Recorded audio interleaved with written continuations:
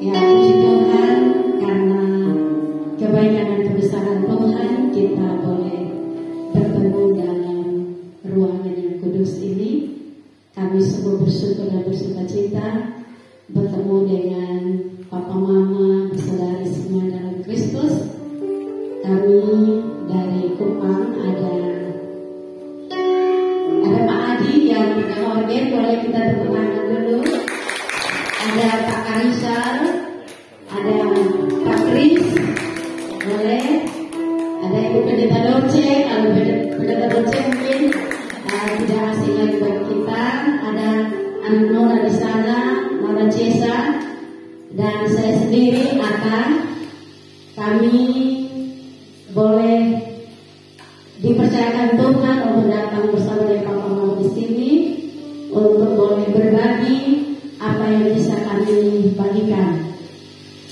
Dan kami harap setelah kami kenal, ya walaupun mungkin tidak hafal semua, tapi biarlah kita boleh ada dalam suasana kasih, suasana penuh keakraban, dan terlebih lagi kita boleh percaya bahwa Roh Kudus akan bekerja bagi kita, sehingga apa yang kami bagikan kepada Papa Mama, keluarga Tuhan di sini boleh meningkatkan pelayanan Papa Mama, keluarga Tuhan di tempat ini.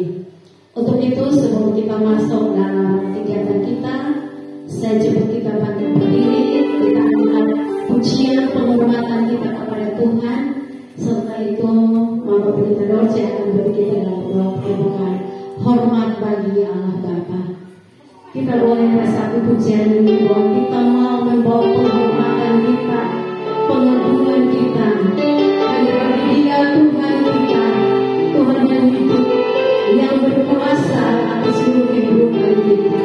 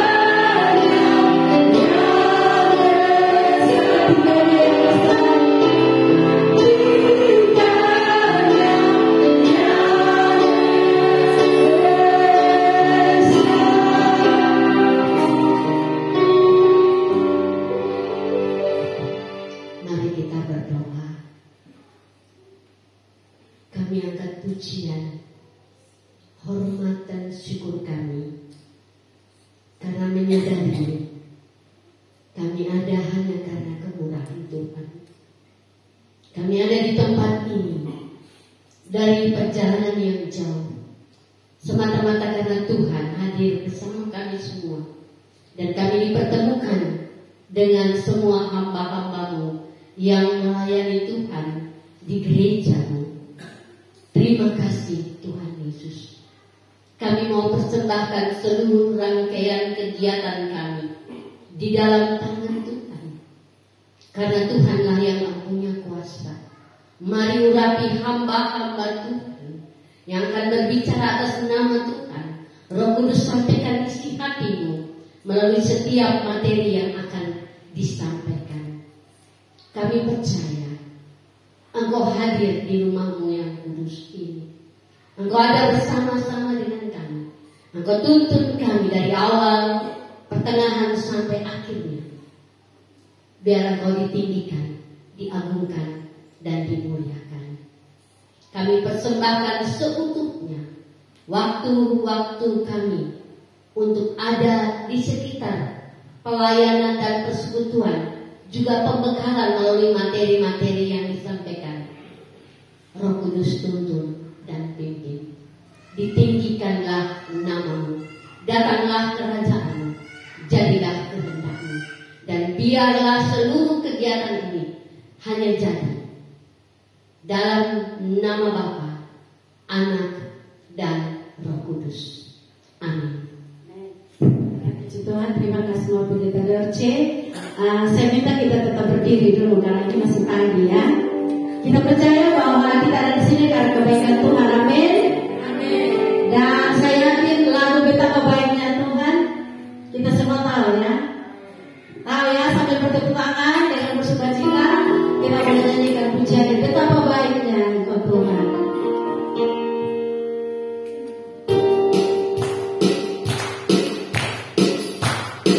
Ya, boleh bertepuk tangan bersukacita.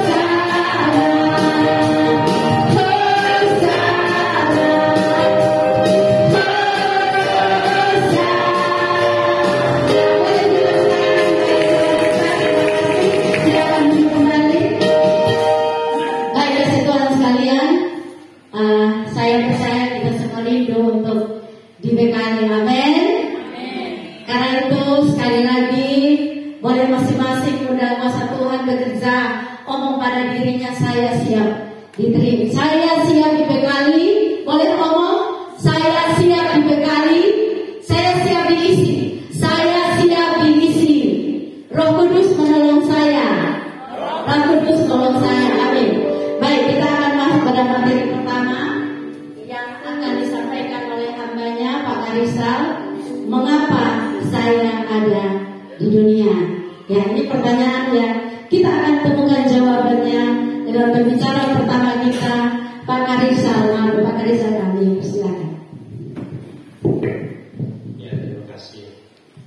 Salam. Saya lupa bawa pointer, jadi harus bolak-balik. Ya. Boleh kita baca sama-sama yang di depan. 1, 2, 3.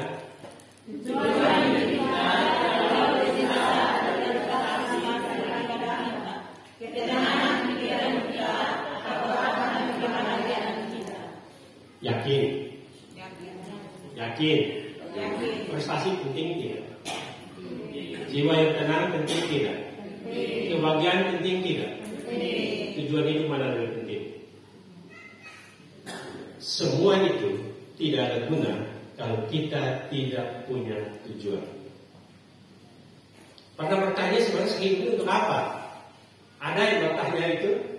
Atau udah jalani hidup saja?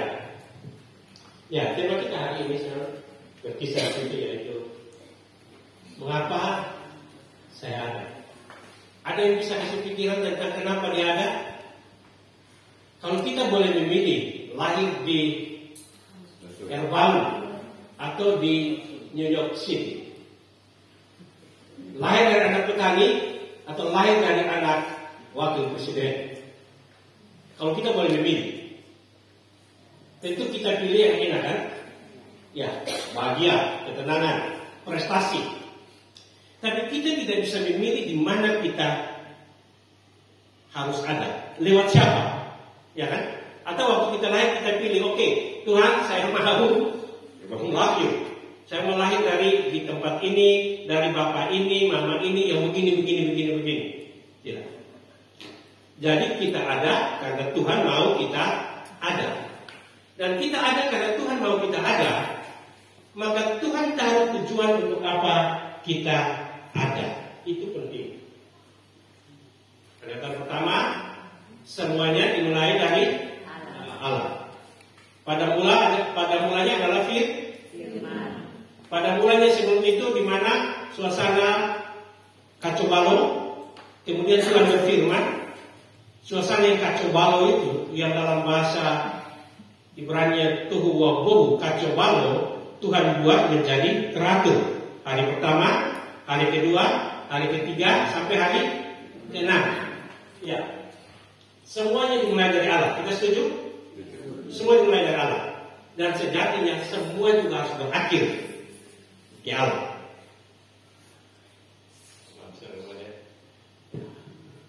Kita ada bukan karena kebetulan. Pernah berpikir ini? Pernah? Mama ada bukan karena kebetulan, tapi mama ada karena memang mama harus ada. Dan Tuhan memikirkan mama harus ada sebelum mama ada. Wow, itu keren tidak tuh? Jauh sebelum kita ada, Tuhan sudah pikirkan untuk kita ada, di mana kita ada, bagaimana kita ada, dan untuk apa kita ada. Agak rumit ya? Iya, yang rumit itu Tuhan yang pikir loh. Kita waktu lahir kita pikir itu tidak. Tidak. Tapi Tuhan pikir itu sebelum kita ada. Artinya apa? Jauh sebelum kita ada di siapa punya, kita ada di Tuhan punya pikiran. Bayangkan coba. Jauh sebelum kita ada, Tuhan sudah taruh kita di pikiran Tuhan. Kalau saya menaruh seorang cewek, nama dia, kerinduan saya terhadap dia di pikiran saya, itu muncul kalau saya nah itu jelas. Jadi sebelum kita ada, Tuhan sudah taruh kita di pikiran dia, hanya Tuhan sudah memberi cintanya kepada kita. Wah ini saya ngomongin saya belum pernah berdiri, keren sekali ini karunia yang luar biasa sekali. Ada yang tahu ini gambar siapa? Ya, Albert Einstein. Dia orang cerdas ya. Dia bilang begini, Allah tidak pernah bermain dadu. Artinya dadu itu apa sih nih? Di sini ya kur-kur ya. Ada kur-kur di sini? Oh, bagus sekali. Terima kasih Bapak. Kalau tidak ada kur-kur bahaya itu. Jadi kalau kita ada yang 1, 2, 3 sampai 6 ya. Jadi Tuhan tidak main dadu, undi. Oke, Rizal. Lu lahir di mana? Gua undi di lahir apa di lain. Waduh, saya protes, saya nggak mau ambil lain. Kan tidak bisa gitu kan? Ini orang cerdas, orang pintar. Dia bilang Tuhan tidak pernah bermain dadu. Tuhan selalu punya tujuan. Termasuk kita ada saat ini, Tuhan tahu dan Tuhan tahu tujuan. Efesus 1 ayat 4 kita baca sebab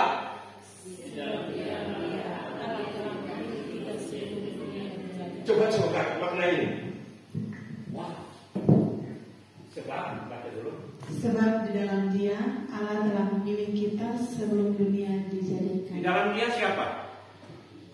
Allah. Ya, di dalam sebab di dalam Dia Allah telah ya, memilih. Dia itu siapa? Kristus. Allah telah memilih kita di dalam Kristus jauh sebelum pernah pikirkan itu?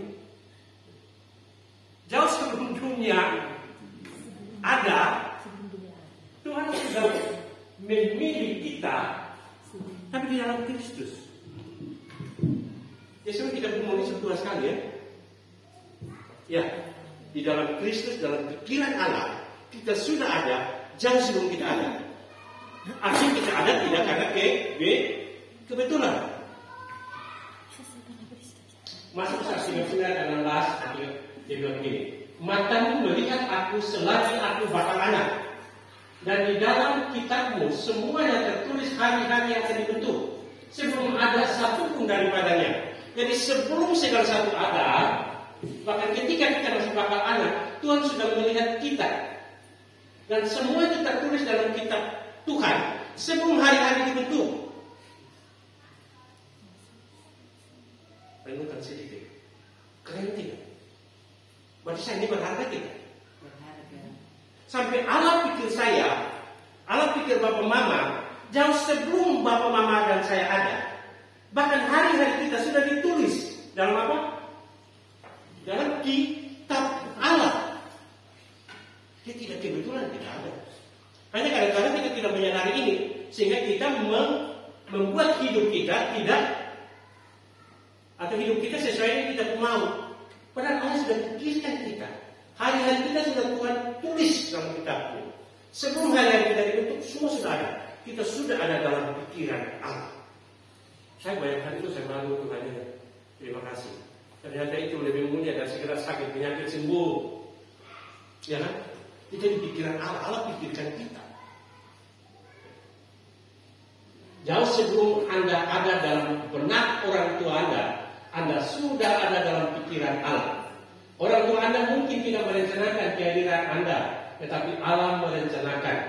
Dia tidak terkejut sama sekali dengan kelahiran Anda. Sesungguhnya Allah mengharapkannya. Makanya kadang orang Kristen itu paling marah, paling benci tentang aborsi, menggugurkan anak. Kenapa? Mungkin kita hadir tanpa orang tua pikirkan darahkan. Bahkan saya membayangkan mengerti mana. Sekarang walaupun sudah USG, tetapi kan saya bisa lihat yang utuh kan. Tapi semua sudah ada di pikiran Allah. Kata kunci sini apa? Saya mengingatkan kita bahwa betapa pentingnya kita, sehingga Allah taruh perhatian kepada kita bahkan jauh sebelum kita ada. Hebat tidak?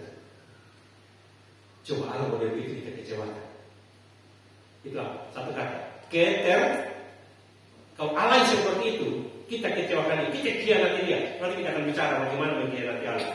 Tapi tidak bermaksud kita khianati dia. Iya. Satu kata apa? Satu kata untuk itu. Allah yang seperti itu. Mama, satu kata apa? Kata wow. Cukup saja wow. Dia kagum. Wow. Saya ngomong dengan kalian. Ya. Nah sekarang kita akan melihat. Ini saya sambil dari buku Rick Warren, buku Stephen Life. Buku itu sekitar 300 halaman. 300 halaman itu baca berapa lama? Tapi kita akan bicara dengan 25 menit. Ya, oke. Pertama kita dirancang untuk kesukaan Allah. Yang pernah punya anak, pernah tahu kapan anak-anak kita senang? Ya, kapan anak-anak kita senang? Dan kalau tidak senang gimana? Dia senang itu kalau dapat satu permainan yang menyenangkan dia, yang dia sukai. Ya, kita dirancang untuk menjadi kesukaan Allah. Ketika tujuan Allah menghadirkan kita tidak tercapai, maka kira-kira Allah kecewa atau bahagia? Kalau keinginan kita, tujuan kita tidak tercapai, umumnya orang kecewa. Allah buat kita supaya kita menyenangkan Dia. Dan ketika kita tidak menyenangkan Allah, maka Allah kecewa. Dan Allah bisa menangis. Atau tidak? Allah menangis tidak?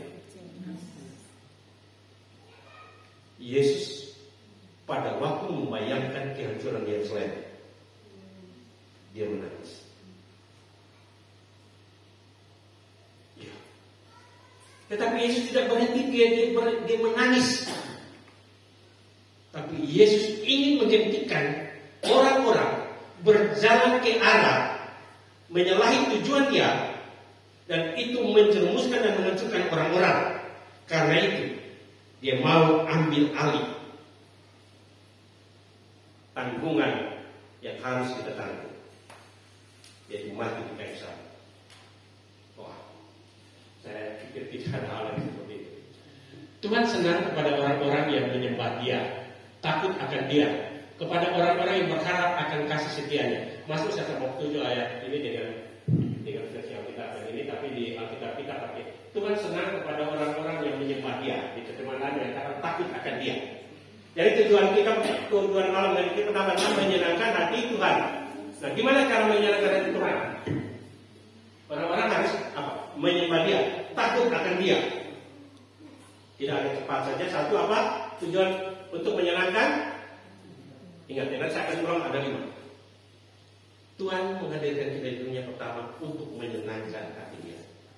Berarti tujuan pertama Allah menghadirkan kita itu bukan untuk kita, tapi untuk Allah.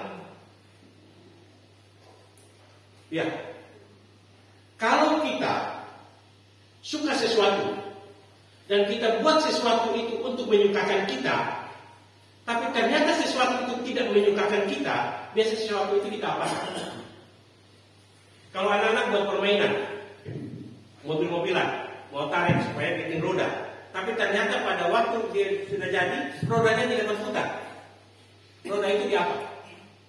Diganti kan? Supaya apa? Supaya berguna. Berguna apa? Sesuai dengan untuk apa dia ada. Kalau ada makan, tapi tidak bisa dimakan, jadi buang. Paham maksudnya? Jadi kalau Tuhan ciptakan kita untuk menyenangkan Dia, dan kita tidak menyenangkan Dia, maka sebab kita berguna atau tidak? Berguna atau tidak? Tidak berguna. Sekalipun kita diciptakan untuk berguna. Yeremia 13:9. Satu waktu, singkat cerita gini, Tuhan panggil Yeremia, saya pakai bahasa sehari-hari. Mias, sini. Dengarlah, ya Bapak. Oke, you pergi di sana, belikan tinggal kain linen. Tapi jangan cuci ya. Kemudian Yeremia pergi beli kain linen, keren ya. Apalagi pakai jubah ini, kain linen lagi kan pasti orang kalau pakai ketunya bagus kan bisa jangan tertutup ya, kelihatan ya. Ya. Kemudian oke, Yeremia buka. Lu pergi di tepi sungai Efrat. Lu lihat celah-celah batu di situ. Lu taruh itu ikat pinggang, taruh di celah batu. Yeremia lapor ke Bapak, oke. Satu waktu baik, Mia sini. Pergi ke tempat di mana kamu taruh ikat pinggang itu. Ambil sana. Yeremia pergi. Kemudian dia lihat. Waktu dia buka celah-celah batu, dia lihat ikat pinggang itu telah laku. Dan Alkitab berkata, dan tidak bisa digunakan untuk apapun. Kemudian dia datang lapor di Tuhan Allah. Tuhan bilang, Yeremia supaya tahu. Itulah yang terjadi dengan umatku Israel dan Yehuda. Aku mau supaya mereka menjadi umatku, menjadi ternama, menjadi terpuji dan terhormat, tapi mereka tidak mau. Seperti ikat pinggang yang melekat pada pinggangku, maka ada kemuliaan di situ. Tapi ketika ikat pinggang itu terlepas dari pinggangku, ditaruh di celah-celah batu tepi sungai Efrat, maka ikat pinggang itu tidak akan menjadi guna sama sekali. Tuhan bilang begini, Yeremia dan Yehuda. Aku taruh kemuliaanku untuk Yehuda dan Israel. Tapi selagi mereka melekat pada pinggangku, kemuliaan itu ada, kehormatan itu ada. Mereka berguna menjadi umatku, menjadi ternama, menjadi terpuji, menjadi terhormat. Tapi Tuhan, saya bayangkan waktu Tuhan ngomong Yeremia, nada Tuhan agak turun sedikit kecewa. Yeremia, aku inginkan umatku Israel yang mudah menjadi umatku, menjadi ternama, menjadi terpuji, dan menjadi terhormat. Kemudian Tuhan sedang merenung, tapi ternyata dong sampai mau kecewa. Tuhan ciptakan kita untuk menjadi terhormat, ternama, terpuji, tapi kita tidak mau, dan itu tidak menyukakan hati Tuhan. Kenapa? Tuhan ciptakan kita untuk menjadi berguna, ternama, terpuji, terhormat, tapi kita tidak mau. Berarti untuk menjadi ternama, terpuji, dan terhormat adalah sebuah respon untuk mau mewujudkan tujuan Tuhan untuk apa kita. Oke, yang kedua, ini dikeluarkan di dalam ini. Segala perbuatan yang mendatangkan kesenangan bagi Allah merupakan tindakan penyembahan. Jadi tidak harus kepenatan menyembah berlutut sampai ini, itu oke. Tetapi semua tindakan yang menyenangkan hati Allah. Ketika kita bawa persembahan ke gereja, kita bawa dengan. Ketika kita berbicara dengan seseorang yang berbeda pendapat, tapi kita berbicara seperti Alkitab apa menyampaikan mas puji-pujian. Dan itu menyenangkan hati Allah. Dan itu dalam pandangan Allah, wah, dia berguna sesuai untuk apa aku adakan dia, dan Allah akan bahagia itu. Max Lucado dalam bukunya Approach to Heaven, dia bilang begini, saya kadang-kadang bayangkan itu. Dia bilang begini, membayangkan Tuhan mati bagiku, Tuhan berkorban bagiku, Tuhan memberkatiku, bisa. Tapi membayangkan Tuhan gandrung, dia pakai gandrung, membayangkan Tuhan gandrung, Tuhan mengidolakan saya, dan ada tepuk tangan dari surga untuk saya. Wow, itu sesuatu yang mengagumkan. Saya suka bayangkan itu. Memotivasi saya untuk melakukan sesuatu yang menyenangkan Tuhan. Dan saya bayangkan pada waktu itu surga akan bergembira. Kalau kita bilang, kalau satu orang bertobat, apa? Malaikat-malaikat di surga kan? Pernah bayangkan kita membuat surga bergembira? Jarang ya? Membayangkan surga bergembira karena kita menyenangkan hati itu. Tuhan di mana? Surga kan? Ya, Tuhan di surga. Allah di surga. Allah bersemayam di surga. Dan ketika kita menyenangkan hati Tuhan, maka tidak saja surga bergembira, tapi Tuhan bergembira. Mana yang lebih hebat, mana yang lebih indah, mana yang lebih mulia, Tuhan atau surga? Tuhan atau surga? Kalau itu cari surga dan cari Tuhan. Yakin? Walaupun tidak ke surga. Ya pasti ke surga, karena Tuhan ada di surga. Atau kalaupun Tuhan bilang untuk membelok kanan untuk sampai surga, ke neraka, mau ikut? Tuhan yang bilang. Kalau saya jalan di surga, Bapak ini betul pergi, iya itu gemerlap, keren sekali. Ya Bapak sabar ya, betul belok kiri. Bapak ke mana tuh? Itu ada api banyak di sana tuh. Apa tuh Bapak? Neraka. Bapak bisa mengikut Bapak, begitu? Kalau saya, kemana Tuhan pergi? Saya tidak peduli, itu surga atau neraka. Karena saya tahu kemana Tuhan pergi, saya bersama Tuhan pasti aman dan pasti bahagia. Apa Tuhan tidak sanggup merubah neraka menjadi surga? Apa tahu? Ya, kan tidak ada yang mungkin bagi Tuhan. Yang penting apa? Kata kunci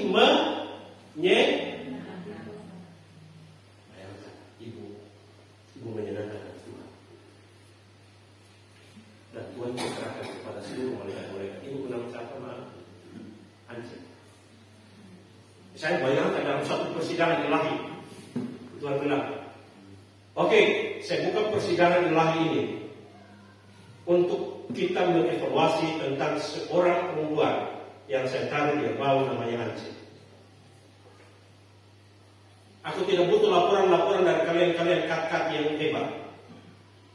Aku hanya mau bilang, mari semua bangun berdiri. Kita beri tepuk tangan untuk Anjing yang ada di bawah. Surga bergembira. Karena kita di pikiran Tuhan. Alkitab bilang Tuhan menulis kita di telapak. Waduh, banyak berkat yang kita jarang bayangkan loh. Tuhan menulis kita di dalam telapak. Tuhan taruh kita di hati Dia. Tuhan bilang kamu dalam aku dan aku dalam kamu. Apa saja yang kamu perbuat berhak. Aku dalam kamu dan kamu dalam aku. Karena di luar aku kamu tidak menghasilkan apa-apa. Oke, terlalu panjang itu.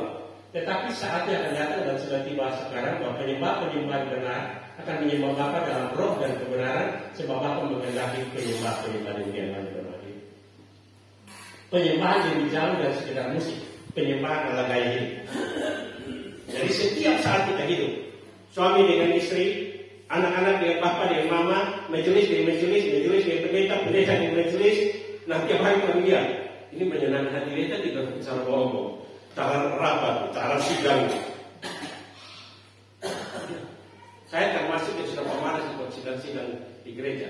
Walaupun saya MJA wakil ketua 3 dari unsur 0 pendeta. Tapi kadang-kadang yang penting-penting saya. Kemarin undang Kisnode, saya malas ikut Kisnode. Iya. Saya tidak mau pergi. Karena di klasis, sudah di klasis ada satu kelas saya. Tapi ya udah malas ngomong aturan-aturan itu. Bapak Mama masih mau urusan bagi saya yang penting bagaimana kerajaan Allah dikembangkan di dunia ini kita semua. Jangan sampai aturan lebih hebat dari kehendak Allah yang ternyatakan. Iya, betul. Oke. Yang kedua, nah dibentuk untuk menjadi keluarga Allah.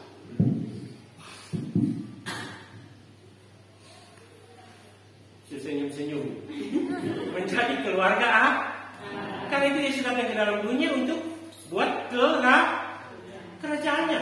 Maka waktu Tuhan Yesus selalu bicara tentang hal kerajaan surga seperti kan hal kerajaan surga. Dan kita adalah keluarganya. Tapi kita tidak sekedar jadi umat, tetapi jadi keluarga. Kalau kita bicara tentang relasi antara kita dengan Tuhan, itu ada tahapan-tahapan. Hanya kadang-kadang kita terlalu berpikir tentang tahapan yang paling rendah. Tahapan paling rendah adalah relasi kita dengan Tuhan sebagai hamba kan? Kita selalu pakai Tuhan bahasanya. Saya katakan kalau kita hamba Tuhan, kita begitu merendahkan diri dan Tuhan ditinggikan dan lupa yang lain. Sehingga kita bersikap seperti hamba yang tidak punya hak apa-apa kan? Hanya diperintah sana sini saja. Yaitu sana saya ikut hukum Torah kan? Ya, Yesus tidak lagi bilang jangan ini, tapi kasihlah sama manusia. Ya. Keluarga Allah. Level yang lebih tinggi dalam relasi dengan Tuhan apa? Pertama hamba. Yang kedua Yesus bilang kamu adalah sahabat kan? Sahabat itu sudah teman Saya nggak tahu mau beli sangat ya. Tapi kadang-kadang saya ngomong dengan Tuhan sampai-sampai lagi tidur. Saya kalau mau naik Tuhan di WC. Dia saya berdoa di WC. Aduh Tuhan terima kasih. Hari ini lancar kan? Nggak bisa orang senjata. Bayangkan. Dengan kuasanya, dia menyumbat sedikit proses pencernaan dalam diri kita. Dan 3 hari, 4 hari, 5 hari, 10 hari, saya keluar. Ya. Saya suka bersyukur hal yang begitu. Bayangkan Pak, kita keluar. Duduk sudah di WC, sampai keluar. Saya pernah bersyukur dan tiba-tiba puji Tuhan. Kita puji Tuhan. Waktu itu istri saya kentut. Kenapa untuk kentut saja kita berdoa? Hamba Tuhan kau tumpang tangan waktu itu saya pagi rame dan angin yang mau keluar selama beberapa hari kejamnya. Dan waktu didoakan kemudian waktu tiba-tiba dia bunyi. Saya tidak tahu dia bunyinya. Waktu saya haleluya puji Tuhan.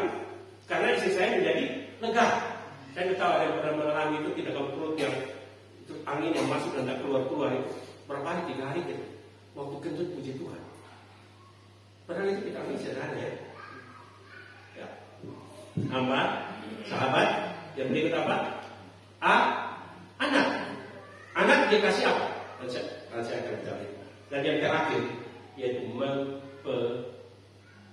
mempelai. Dia mempelai laki-laki, kita mempelai.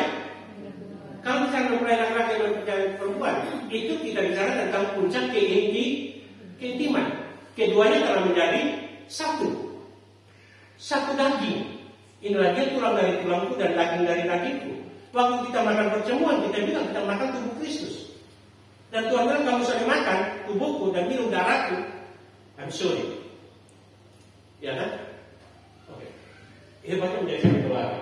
Demikian juga kita, walaupun banyak adalah satu tubuh dalam Kristus, tetapi kita masing-masing adalah anggota seperti dalam yang lain. Saya datang di Pak Kris, tiba-tiba sama saya bukannya. Pak Kris sakit. Saya bahagia kalau saya tidak menjadi terasa bagian dari hidupnya. Tapi kalau saya bagian dari dia, maka Pak Kris sakit, saya juga sakit. Karena itu jangan saling menyakiti. Tidak tahu. Kaki patah, telinga ketawa. Ya, ini berasa senang. Ya kan? Satu tubuh. Spirit ini harus ada dalam kita, satu keluarga. Satu sakit yang lain rasa sakit. Jika kamu adalah anak, maka kamu juga adalah ahli waris oleh Allah. Dalam bahasa Indonesia terjemahannya begini: karena kita adalah anak-anaknya, segala miliknya. Apa coba baca? Yang nipis itu karena silakan 1, 2, 3. Karena kita adalah anak-anak Allah, segala miliknya. Yakin? Segala miliknya adalah miliki. Ada orang yang lebih baik seperti itu? Ada pribadi yang lebih baik dari Tuhan? Yang segala miliknya adalah milik kita? Karena kita tidak lagi sebagai anak. Ya kan? Oke. Nah sekarang saya mau masuk di sini tentang hal-hal yang membuat kita kehilangan hak sebagai anak. Masuk dalam keluarga Allah merupakan kehormatan tertinggi dan hak istimewa terbesar yang bisa kita terima. Setuju? Setuju? Yakin? Yakin di mulut? Masuk sebagai keluarga Allah merupakan kehormatan tertinggi dan hak istimewa terbesar yang bisa kita terima. Oke, ya. Keluarga Anda secara rohani bahkan lebih penting ketimbang keluarga Anda secara jasmani, karena keluarga rohani akan berlangsung selama-lamanya. Makanya ada yang bertanya kepada Tuhan. Tuhan bilang di sana tidak ada kawin dan dikawin, karena semua adalah satu keluarga. Sehingga tidak ada saya lebih memprioritaskan saya punya anak, saya punya istri, atau saya punya kakak, saya punya adik, saya punya bapak. Semua mendapat perlakuan, perhatian, cinta yang sama. Kita akan renungkan, kira-kira kita ini sebagai keluarga Allah tidak di sini nih. Pertama, menyenangkan hati Tuhan Allah. Yang kedua, sebagai keluarga Allah, satu sakit yang lain sakit, satu rasa. Kita memang tidak bisa lagi hidup seperti jemaat mula-mula. Jemaat mula-mula, semua yang ada pada milik dia itu menjadi milik bersama. Sehingga karena itu mereka jual mereka punya harta dan bagi-bagi dengan orang yang kurang. Itu cara hidup jemaat mula-mula. Dan di gereja betul secara luar biasa. Oke, ini yang kita ada. Nah, kita akan bicara gangguan dalam keluarga. Ini peperangan terjadi sekarang ini. Rancangan Allah itu dengan rancangan iblis bertabrakan. Karena iblis dengan Allah atau lebih banyak ya, iblis dan Allah kompak atau tidak? Bermusuhan. Iblis dan Allah bermusuhan. Iblis mau Allah tidak. Iblis tidak ingin kita menikmati berkat-berkat yang Tuhan siapkan bagi kita. Ini contoh yang baik. Tuhan Yesus bilang, aku datang supaya kamu, kita punya hidup dan punya dalam segala kelimpahan. Yohanes 10:10b. Tetapi ada pencuri itu datang untuk mencuri, membunuh dan membinasakan. Tapi aku datang kata Yesus supaya kita punya hidup dan punya rasa ke depan. Jadi Tuhan datang supaya kita yang berdosa ini, yang kehilangan kemuliaan Allah, yang kehilangan berkat-berkat Allah, kita kembali mendapatkan berkat-berkat yang hebat itu. Tapi karena Tuhan dan iblis bermusuhan, maka iblis punya pikiran lain. Dia ingin mencuri, membunuh, membinasakan. Oke, Kalau seandainya kita anggap di sini semua orang normal, kita memilih yang mana? Ikut dapat hidup dan hidup secara berlimpah, atau dirusak, dibunuh dan dibinasakan? Kalau kita orang normal, pasti mana membiarkan ya. Tapi kenyataan tidak mana tahu. Ingat, keluarga Allah adalah tempat di mana Tuhan mewariskan semua kelimpahan kehidupan. Iblis karena musuh Tuhan, dia tidak ingin kita mendapatkan apa yang Tuhan mau. Karena itu dia selalu berusaha mempengaruhi kita untuk kita kehilangan. Ya, ini kita lihat.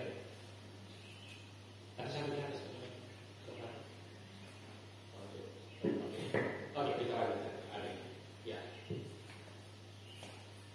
Saya hanya mau buka sedikit strategi iblis untuk mempermalukan Tuhan melalui anak-anaknya. Iblis dengan Tuhan tak berperang, iblis kalah atau menang? Kalau dia usaha lagi? Kalau usaha lagi? Kalau itu kenapa dia terus berusaha? Karena dia mau mencoba Tuhan. Tapi kan masih kalah. Ya kan? Kenapa dia mau lagi? Karena dia mau ikut keinginannya. Kan dia pasti kalah. Iya. Iya. Iblis berubah strategi. Dia ingin menghancurkan Yesus. Tetapi dia tidak tembak Yesus, dia tembak anak-anak Yesus. Jadi diri kita sebenarnya adalah medan perperangan untuk iblis membuat Yesus hancur hatinya, Yesus kecewa, Yesus sakit hati. Bapak bermusuhan dengan saya. Saya tahu Bapak punya ilmu sangat tinggi dan saya tidak bisa hantam Bapak. Dan saya bilang oke, beta saya bisa atasi dulu. Dia akan main di depan. Beta mempengaruhi anak Bapak. Kemudian anak Bapak mengecewakan hati Bapak, mengkhianati Bapak. Bapak kecewa atau tidak? Itulah yang iblis sementara bekerja. Dia tahu dia tidak bisa menghancurkan Yesus, tapi dia bilang oke Yesus, beta betul untuk, tapi tidak untuk anak-anakmu. Aku akan hancurkan hatimu dengan membuat anak-anakmu mengkhianati engkau, yaitu apa? Tidak menyenangkan hati engkau. Sekarang banyak orang di gereja begitu tidak. Jadi kita sementara dipakai oleh iblis untuk sebagai senjata iblis menembak Yesus, untuk menghancurkan hati Yesus. Biadab tidak. Sorry, kata saya kasar ya. Biadab tidak itu. Maka kata yang paling tepat apa? Kalau ada yang lebih tinggi dari biadab, itu dia. Ya kan? Itu kenyataan. Kalau kita nonton film Mel Gibson punya film apa dekat ini sebenarnya The Passion of the Christ. Kalau tidak salah pada waktu pengeliban dia menyingkir, dia sudah benar, dia menyingkir, kemudian dia memastikan. Sebenarnya tafsiran bilang begini, dia bilang oke Tuhan, beta kalah dulu, tapi tunggu tangan lain dulu. Aku akan menghancurkan hatimu lewat umatmu. Karena itu dia tahu dia kalah, tapi dia bilang saya masih punya ekor. Di mana dia anak-anak Tuhan untuk mengecewakan hati Tuhan. Tapi ketika ini sedih, kenapa Ayub sangat dimuliakan oleh Tuhan? Karena Ayub menghancurkan tesis iblis. Dan Tuhan punya tesis. Suatu waktu di situ ada jauh kembali. Ayub datang kepada Tuhan. Datang keliling. Itu dari mana? Oh betul, keliling. Lu sebenarnya punya hamba, ya kan? Siapa? Ayub. Oh, tidak ada orang yang sesat ini. Ada itu perhatikan ya. Berarti sekarang kira-kira Tuhan tahu kita pun saleh atau tidak? Kita pun perilaku tidak? Yakin? Yakin. Jangan ngomong saya. Ya. Kemudian Iblis punya tesis, ya memang saja dia percaya kepadamu. Kenapa? Bahasa kasar, lu sogok dia kan? Tadi sudah pendapatan mau sogok dia kan? Sogok dengan apa? Sogok dengan kekayaan, ya kan? Sogok dengan apa? Sogok dengan kebahagiaan. Wah. Nah sekarang Ayub harus membuktikan bahwa dia ikut Tuhan bukan karena Tuhan sokong. Dan terakhir, Ayub membuktikan berada di pihak Tuhan atau di pihak iblis. Ayub membenarkan pikiran Tuhan terhadap dia atau pikiran iblis terhadap dia. Pada waktu terjadi peperangan antara pikiran Tuhan dan pikiran iblis, dan peperangan yang terjadi pada diri Ayub, dan Ayub membuktikan bahwa pikiran Tuhan yang benar, dan pada waktu itu dia menyenangkan hati Tuhan, tapi mengecewakan si iblis. Yudas, dia ingin membuktikan iblis. Yudas adalah medan peperangan antara Allah dengan iblis, dan Yudas mengikuti iblis. Apa hasilnya? Hancur. Tapi Yesus sudah tahu sebelum itu. Dia sudah bilang, dia sudah nasihatin. Tapi belum. Bisa bayangkan kalau kita membuat Yesus menangis dengan mengikuti musuh Yesus, yaitu iblis, maka surga berduka cita. Kita buat hati Yesus. Saya tidak tahu di surga sementara memandang apa terhadap perilaku kita hari-hari di sini. 2 Timotius 23 ayat 24 itu kalau tidak salah bilang begini, hamba Tuhan tidak boleh masalah kalau tidak salah. 2 Timotius 23 ayat 24. Bapak kata apa? Hamba Tuhan tidak boleh baca dulu.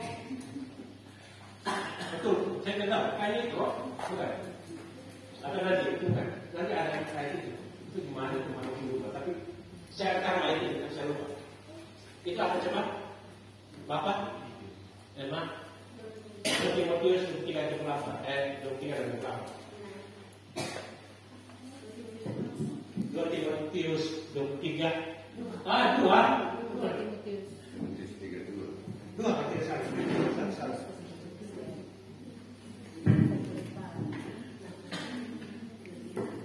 Itu baru ketika berkali dari itu berapa lupa taruh pasalnya. Ya, boleh coba. Hindarilah soal-soal yang orang bodoh dan segalanya. Engkau tahu bahwa soal-soal itu menyebabkan perpecahan dan bertempat. Sedangkan seorang hamba tidak boleh berpihak, tetapi harus ramah terhadap semua orang. Ia harus cakap, mengajar, sabar.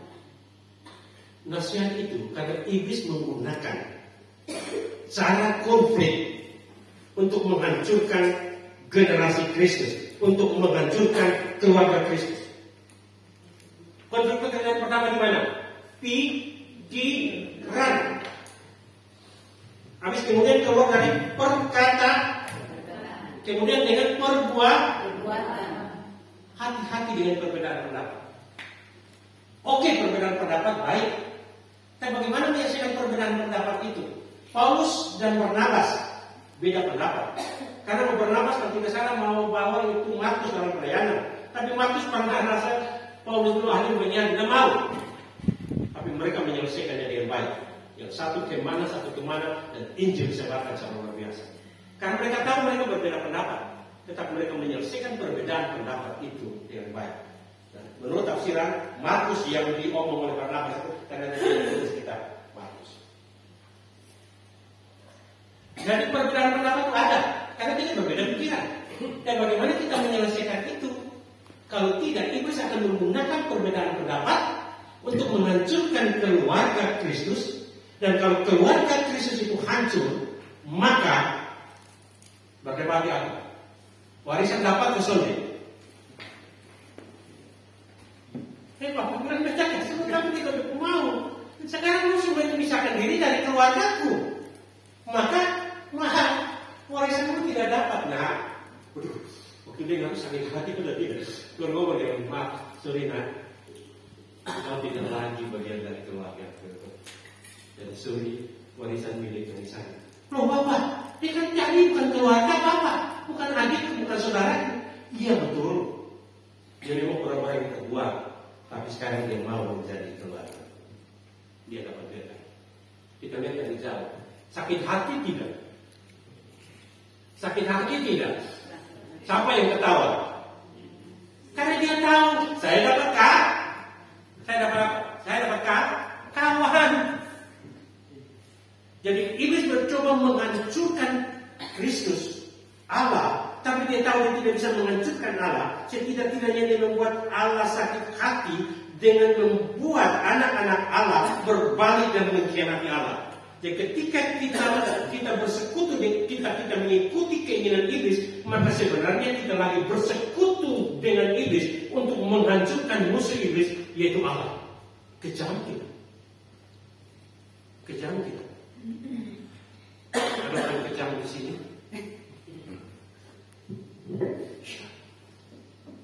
Oke, tidak apa-apa. Masih ada waktu belas kasih. Kan masih ada bertobat. Tuhan, saya kemarin biasa masuk ke rumah sakit untuk memutuskan harus operasi atau tidak, karena saya pembantu ginjal sudah besar dan dokter hanya bisa dengan bedah open bedah itu bisa minimal 10 cm bedah. Habis kalau dari belakang sistem bor itu sekitar 3 cm.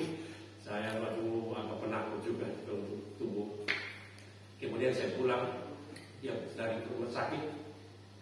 Besok harus putuskan. Saya juga belum tahu, saya masih berdoa Tuhan. Nanti mau ketemu dokter itu atas keputusan. Saya kalau beda-beda, kemudian tidak Tuhan. Saya belum ambil keputusan, saya masih doa. Tuhan kasih hati saya untuk siap menerima apapun juga pada waktu besok ketemu dokter. Karena masih ada takut juga.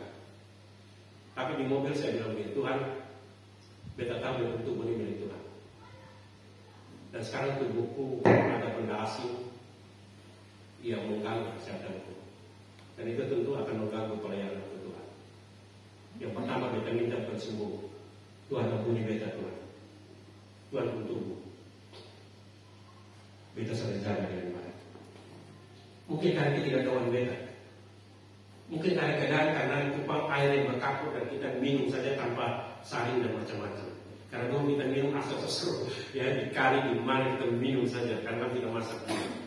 Beta minta ampun Tuhan. Ya. Kelihatan aja. Katakan saya tidak becus.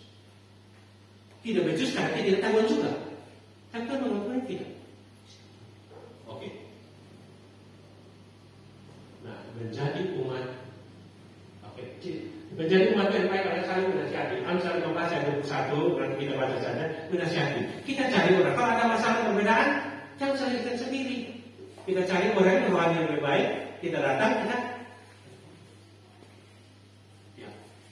Sekali lagi, sebenarnya saya mau ngomong ini, yaitu bahwa ketika kita mengikuti kehendak iblis, maka kita mengambil kita dengan sadar menempatkan diri menjadi sekutu daripada Tuhan, sekutu iblis untuk menghancurkan Tuhan.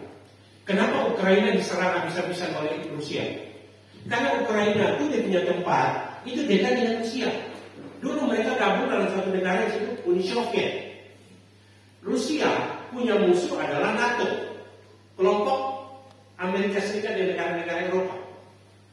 Nah, ini Ukraina ini kurang ajar. Sebenarnya tidak kurang ajar, dia punya hak. Tapi sebenarnya bagi Rusia ini kurang ajar.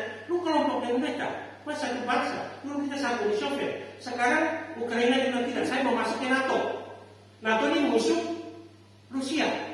Sedangkan Ukraina ini berseberangan dengan Rusia. Kalau dia jadi sekutunya NATO, musuhnya Rusia, maka tempat itu bisa menjadi tempat di mana musuh itu akan berdiam. Wah, Rusia itu bisa turun lagi. Rusia kebas. Sekarang perang seperti tadi. Kenapa Iran dan Israel berperang? Orang menyalahkan Israel karena Israel serang tanggal 16 Juni itu kalau tidak salah. Serang nuklir.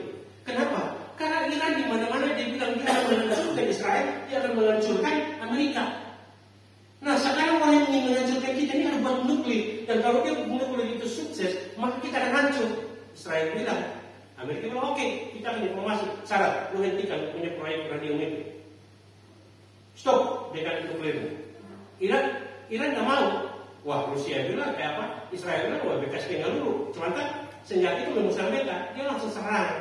Terjadi sekarang. Karena musuh.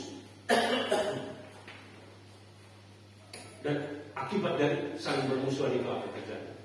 Hancur. Saya diskusi agak kasar, saya perlu posting tentang bagaimana praktek-praktek seperti itu. Ya, hancur. Bayangkan hati Tuhan hancur. Ketika kita bersekutu dengan musuh dia untuk menghancurkan, mengkhianati dia. Kalau ada di sini, ada di kita, saya. Ya, mengampuni. Yesus rela mengampuni mereka yang telah menyakiti dia. Siapa yang lebih hebat dari Tuhan Yesus yang katakan? Silakan dia ngomong ke saya. Yang lebih hebat dari Tuhan Yesus di sini. Kalau Tuhan Yesus akan mengampuni, siapa yang tidak mau mengampuni? Ya. Alkitab berkata dia yang setara, yang kesetaraannya dengan Allah, tidak menganggap sebagai milik yang harus dipertahankan, tapi dia mau turun ke dalam dunia, dihancurkan, dicela, dicaci maki, dirusak oleh manusia. Padahal dia datang untuk menyelamatkan manusia. Saya pikir ini dalam imajinasi untuk membuat kita tahu manusia bisa jadi Tuhan. Pada waktu Tuhan Allah itu sekali terjadi datang ke sini untuk menyelamatkan kita, datang ke macam-macam atau bilang apa? Enak, kurang ajar betul. Terus tinggal di sana datang selamatkan lu, saudara mereka kurang apa gunanya? Bukan oleh susah dan mereka. Tapi dia mau sampai dihina.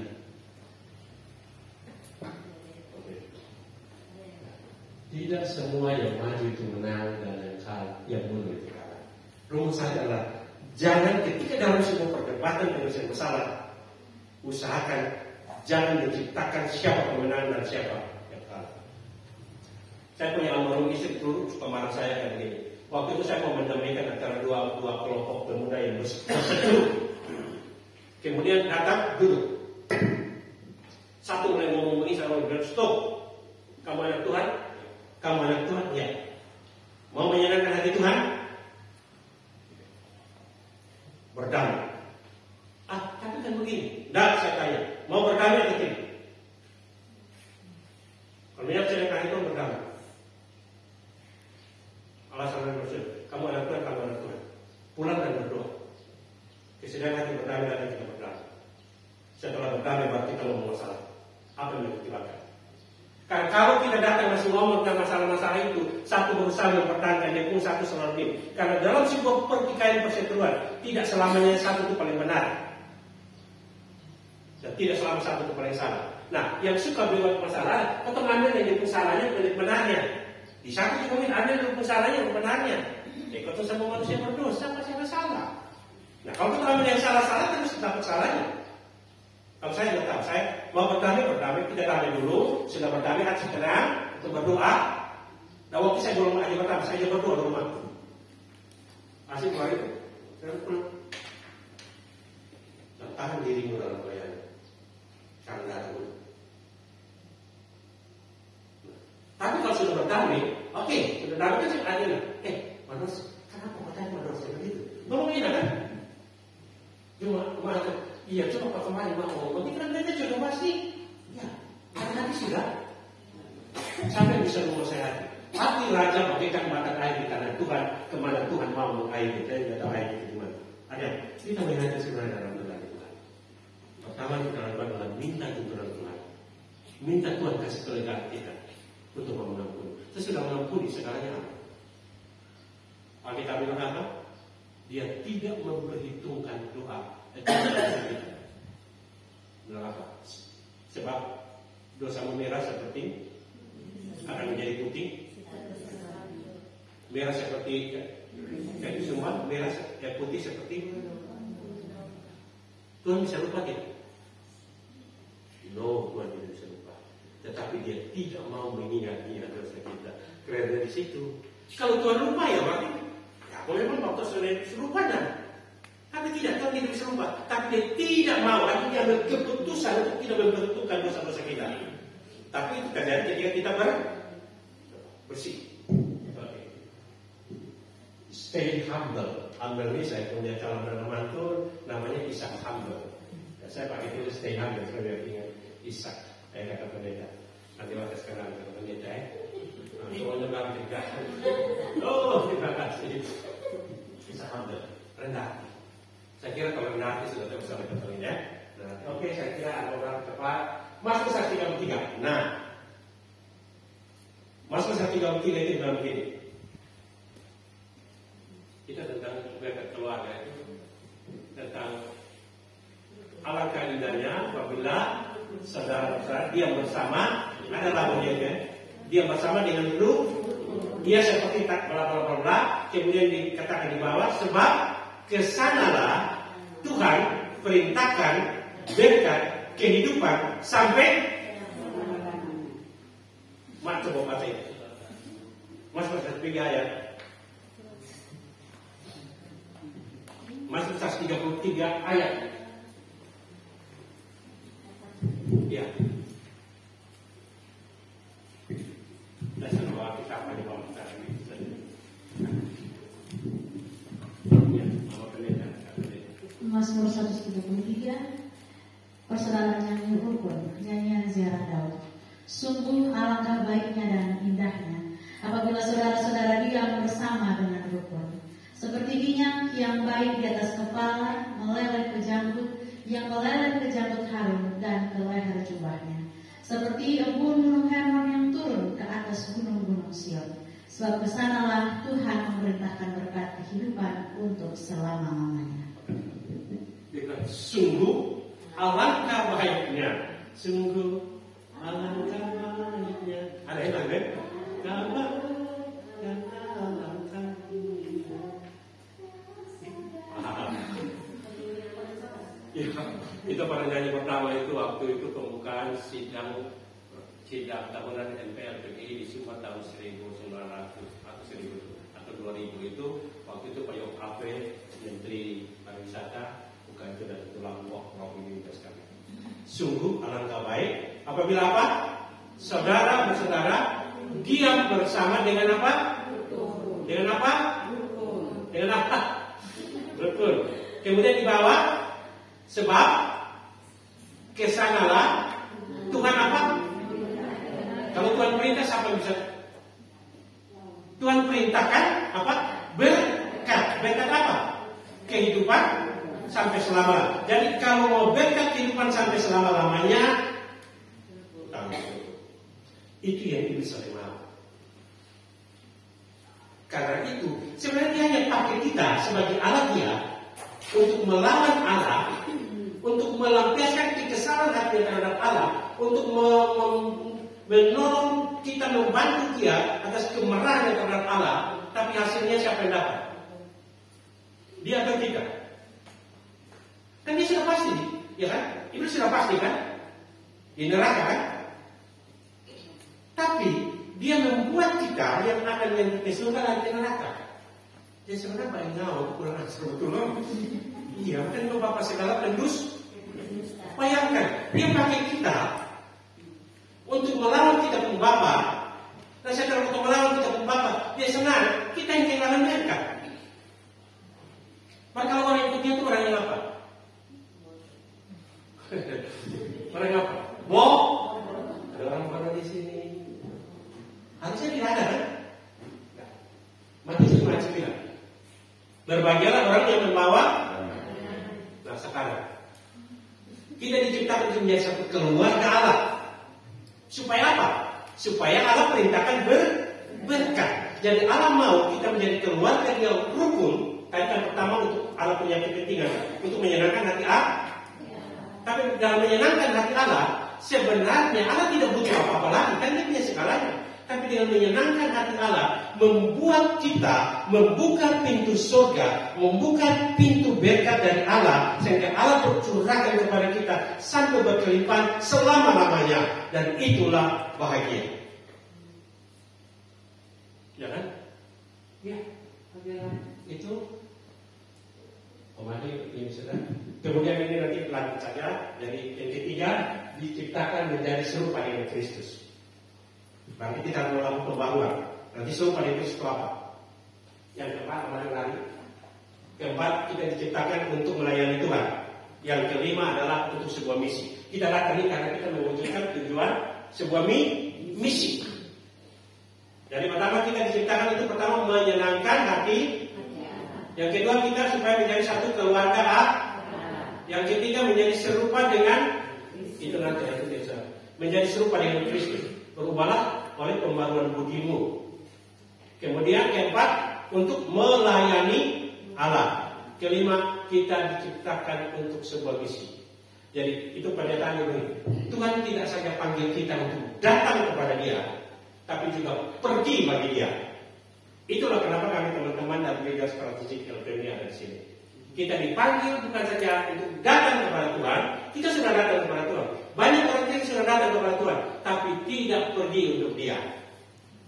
Bicara tentang pergi adalah bicara tentang amanat yang Tuhan kasih sebelum Dia pergi. Yaitu pergilah. Ya kan? Tuhan suruh pergi. Kita bicara tentang gereja, kita bicara tentang pergi. Oke, saya kira ini cukup dulu ya. Nanti kan masih ada 4 menit ini, banyak sekali. Ya, karena masih kita berdua. Nanti sebentar saya akan sedikit lagi tentang inti dari penata layanan. Kan kita bersedia semua. Inti dari penata layanan itu nanti Pak Kris. Sesudah itu nanti baru saya lagi satu apa? Karakter. Menjadi serupa dengan Kristus. Dan terakhir Ibu Guru akan bicara tentang komitmen. Karena ini yang banyak kali ya kan, dalam perjalanan Tuhan bilang apa? Orang yang terdahulu akan menjadi kemudian menjadi terdahulu ya. Oke. Mas Romani yang kedua.